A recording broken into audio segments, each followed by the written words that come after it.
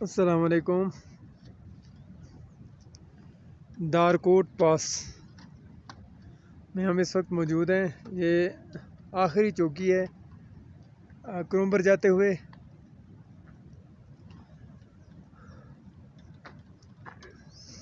सुबह सुबह सैकड़ों की सफाई सुथराई कर रहे हैं लश्कर गाज की तरफ रवाना होने के लिए। मनाज़िर बड़े प्यारे हैं।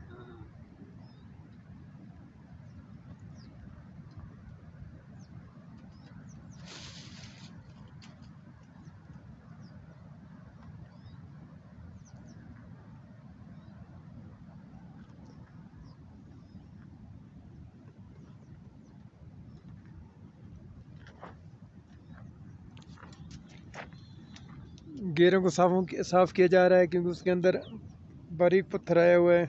चैन को साफ़ करके तेल लगाया जा रहा है दांतों वाले बुरश की मदद से। अदनान का शुक्र है, मूड बहुत अच्छा है, बड़ा खुश है। कहता है अब तो 1 महीना और लग जाए टूर पे, कोई परेशानी नहीं होगी, है ना अदनान?